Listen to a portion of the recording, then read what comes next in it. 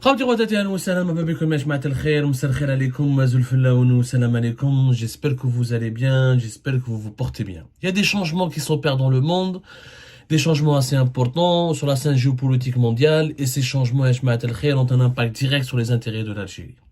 Entre le Maroc et la France, il y avait pratiquement 3 années de crise qui ont commencé notamment en 2021 avec l'affaire Pegasus, où le Maroc a été gravement accusé d'avoir espionné des personnalités politiques importantes françaises avec un logiciel d'espionnage israélien, le fameux Pegasus, y compris Emmanuel Macron, le président français, était victime de cet espionnage et les relations se sont fortement détériorées. De 2021 jusqu'à 2023, le Maroc et la France étaient dans une guerre froide.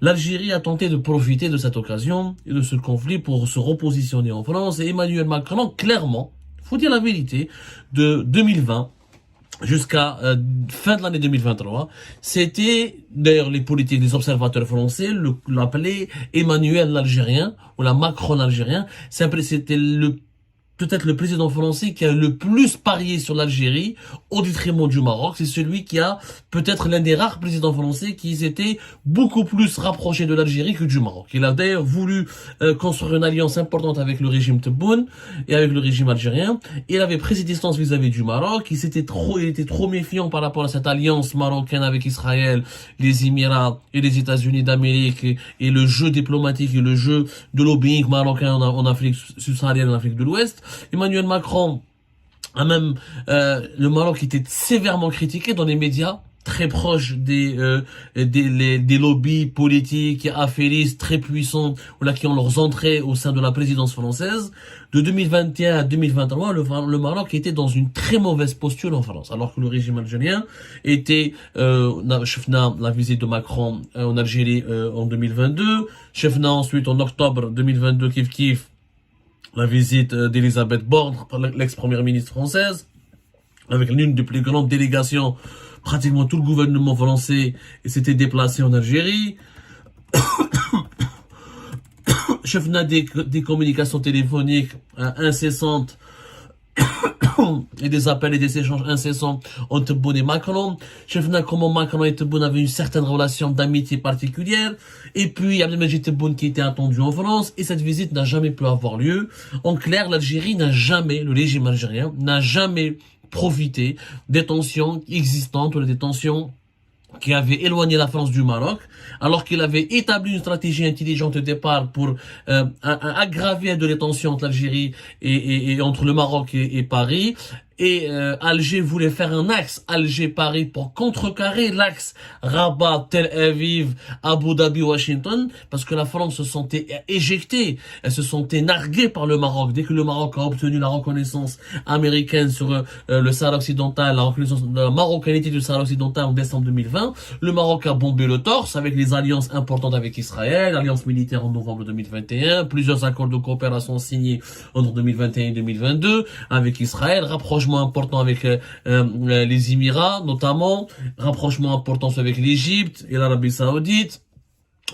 Et le Maroc, lors de la guerre en Ukraine, avait observé une neutralité étonnante pour un pays qui a été longtemps pro-occidental. On l'a considéré comme un élément du berceau, un élément un pays qui évoluait dans le giron de l'Occident. Il était très neutre par rapport à la Russie. Il avait même conservé de bonnes relations avec la Russie. Il y a eu même des visites d'officiels russes au Maroc. La Chine, le Maroc s'est beaucoup rapproché des Chinois et les Chinois ont beaucoup investi. Donc la France s'est sentie éjectée de son précaré marocain. Le Maroc a toujours été considéré comme un terrain conquis pour la France. Ce n'est plus le cas depuis la fameuse reconnaissance américaine de la marocanité du Sahara occidental, et le Maroc a bombé le torse, et le Maroc a fait pression sur la France, où la France, comme il l'a fait avec l'Espagne, où la France reconnaît le plan d'autonomie marocain, ou la marocanité du Sahara occidental, où le Maroc change de rapport avec la France et les liens privilégiés avec la France étaient rompus. Ce qui a beaucoup déplu à la France, notamment Emmanuel Macron, qui lui a préféré miser sur le régime algérien pour des raisons stratégiques. Emmanuel Macron n'a pas voulu être l'ami de l'Algérie pour nos beaux yeux. On l'a déjà expliqué 1000 fois sur l'Algérie. Il a voulu être l'ami de l'Algérie parce qu'il avait besoin, dans sa stratégie à lui, il pensait qu'il avait plus besoin de l'Algérie que que du Maroc, notamment à cause du Sahel. Il a bien vu qu'au Sahel, il y a des problématiques importante pour la France qui était avec des problèmes au Mali, au Niger, au Burkina Faso. L'Algérie, c'est le grand pays de la région, avec une armée importante et imposante. Emmanuel Macron a fait une stratégie, il a voulu faire avec l'Algérie un axe pour que l'Algérie couvre les arrières lorsque la France avait des difficultés, pour que couvre ses arrières lorsqu'elle va se retirer, pour que l'Algérie continue en quelque sorte de défendre les intérêts de la France, et pour que l'Algérie veille à ce que d'autres puissances hostiles à la France, comme la Turquie ou la Russie, ne s'implante au Sahel. Mais malheureusement, le pari d'Emmanuel Macron a été perdu.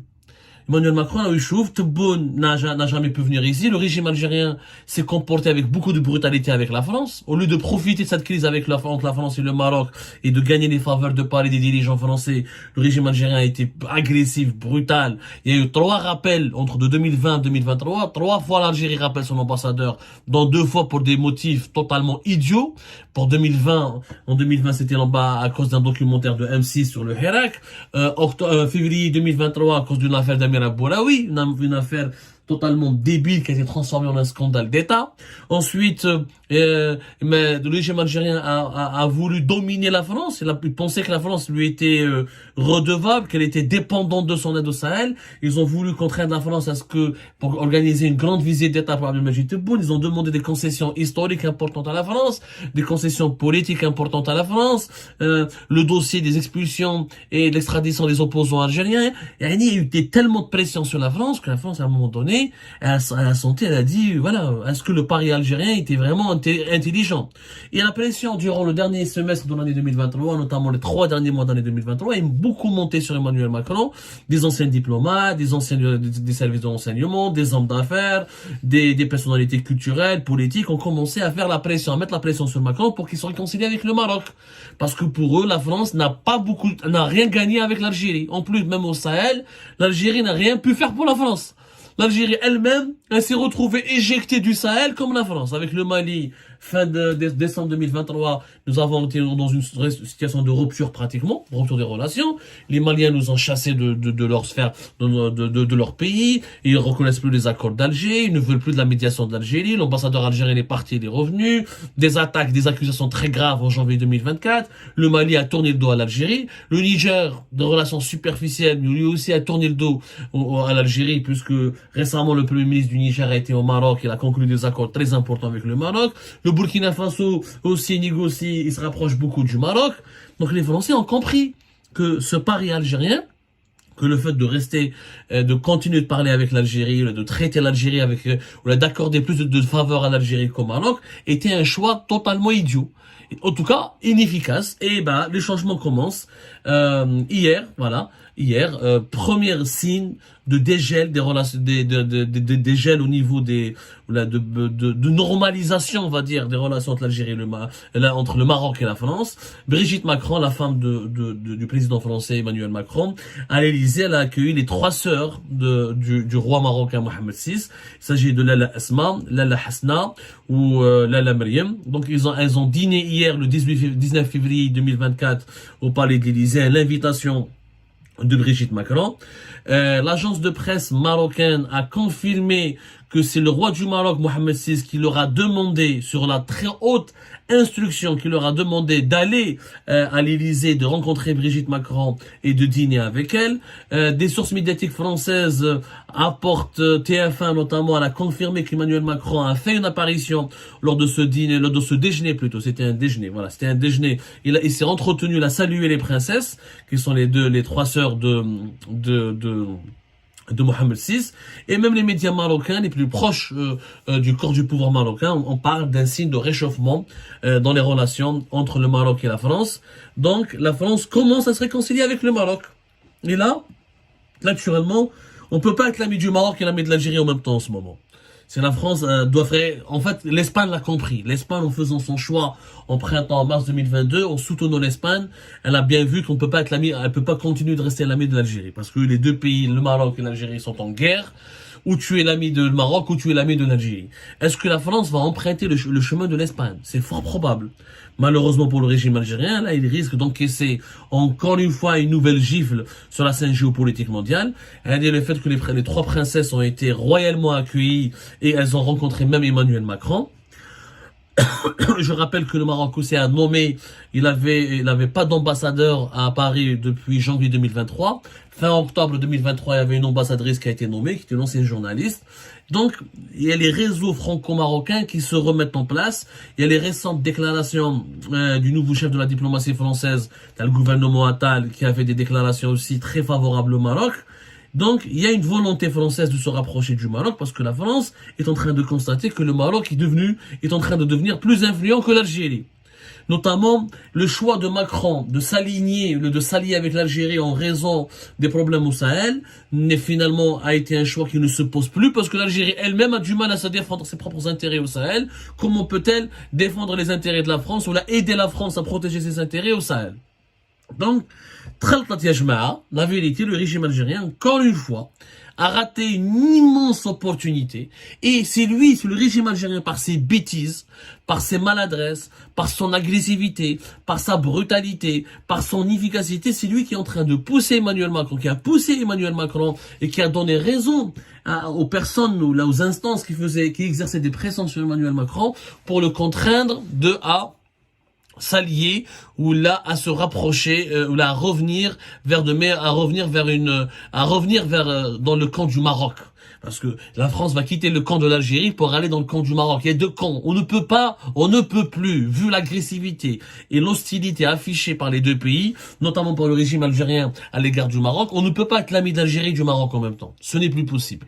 Les États-Unis ont fait pression depuis fin de l'année 2023 sur le régime algérien pour aboutir à un retour à la normalisation des relations avec le Maroc.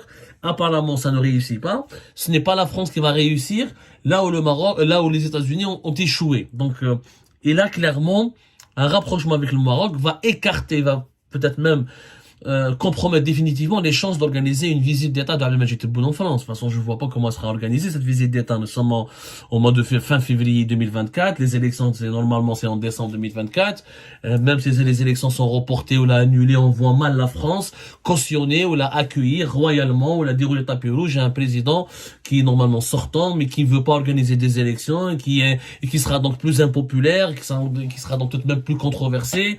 Et si la France veut revenir à de meilleures relations avec le Maroc, elle sera obligée de faire des concessions, et ce n'est pas le moment, en tout cas pour la France, ce n'est pas le moment pour la France de se montrer ou de s'afficher à côté du régime algérien. Clairement. Donc la France va essayer de multiplier les gestes amicaux à l'égard du Maroc et de prendre sa distance avec l'Algérie, puisque c'est la seule politique possible. Si tu veux te réconcilier avec le Maroc, tu dois prendre tes distances avec l'Algérie. Si tu veux être le grand ami de l'Algérie, tu dois prendre tes distances avec le Maroc. Mais la France est en train de faire le choix inverse. Après avoir fait le choix de l'Algérie de 2021-2023, cette année 2024, elle se dirige visiblement, sauf s'il y a un rebondissement majeur, vers un autre choix qui est celui de rejoindre le camp du Maroc. Et l'Algérie est en train de perdre le régime algérien, en tout cas, avec Emmanuel Macron, qui était l'un de ses alliés, l'un de ses amis, l'un de ses soutiens, est en train de perdre ses derniers soutiens. Franchement, à l'exception de la France, était la dernière grande puissance universelle, qui était plus ou moins un soutien du régime algérien. Avec la Russie, on s'entend plus. Le Mali, la Russie a tourné le dos à l'Algérie et elle est plus dans le camp des Émirats que dans le camp de l'Algérie. Les États-Unis d'Amérique ils essayent de réconcilier l'Algérie avec le Maroc et de ramener le régime algérien à la raison. Ils sont pas arrivés. La Chine, à la pris ses distances et elle investit plus massivement en Algérie, il y a plus d'investissements importants, alors qu'elle est en Égypte, au Congo, en Angola, au Nigeria, y compris au Maroc. C'était qu'il y avait que la France. Il y avait que la France, la Turquie d'Erdogan, avec laquelle on s'entend plus ou moins bien. Oui, mais la France, si elle rejoint le camp du Maroc, ça va être une perte majeure pour le régime algérien, qui n'aura plus de soutien. C'est-à-dire, on va se retrouver encore plus isolé. Là, le Maroc va se renforcer encore davantage, va accentuer son lobbying, ses opérations de lobbying, ses manœuvres de lobbying en Afrique du Nord ou en Afrique subsaharienne.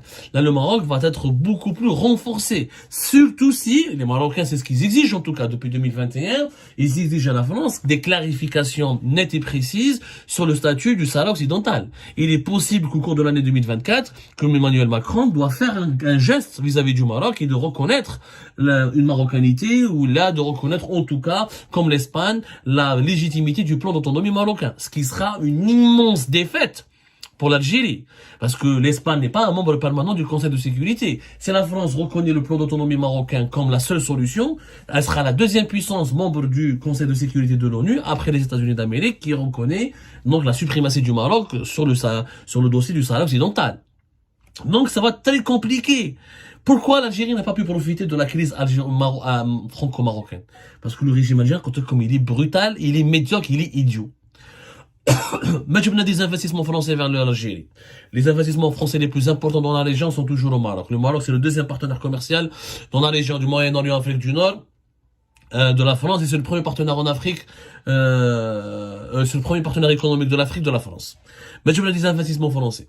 Mais on a ramené des acquis, mais on a ramené aucun compromis, on a gagné aucun intérêt important avec la France.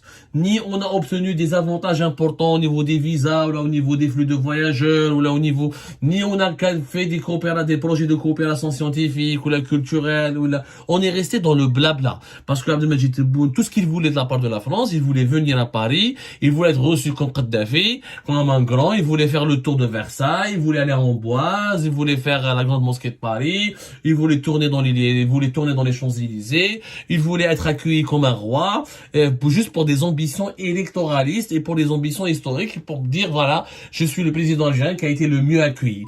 Il a négocié que ça. Durant 3 ans, on ne parlait que de ça. Entre l'Algérie et la France, on parlait que de l'agenda de la visite de Tebboune à Paris. Que comment on devait accueillir Tebboune. Quels sont les accords que Tebboune devait conclure avec les Français à Paris. Quels sont, là où il pouvait poser une photo. Là où il pouvait arracher des déclarations. Ouais, là où il pouvait faire un bain de foule. C'est tout juste. On voulait juste mettre en valeur le système de régime Tebboune voulait juste arracher à la France, la contraindre à lui accorder une mise en scène glorieuse et grandiose pour soigner l'ego de Abdelmadjid Tebboune. Mais les intérêts de l'Algérie n'ont jamais été soigneusement bien défendus par les autorités algériennes auprès des autorités françaises. Voilà. Conséquence, nous avons perdu 3 ans. Pour ne pas dire 4 ans, et ben la France, là, est en train de se remettre en cause et de se rapprocher avec le Maroc. Voilà. Résultat des courses, encore une fois, l'addition est très salée pour l'Algérie, qui risque de perdre encore une fois un soutien important et un ami important sur le plan géopolitique, qui pourrait rejoindre prochainement le camp du Maroc. Bravo qui, merci qui, vous avez la réponse, je pense.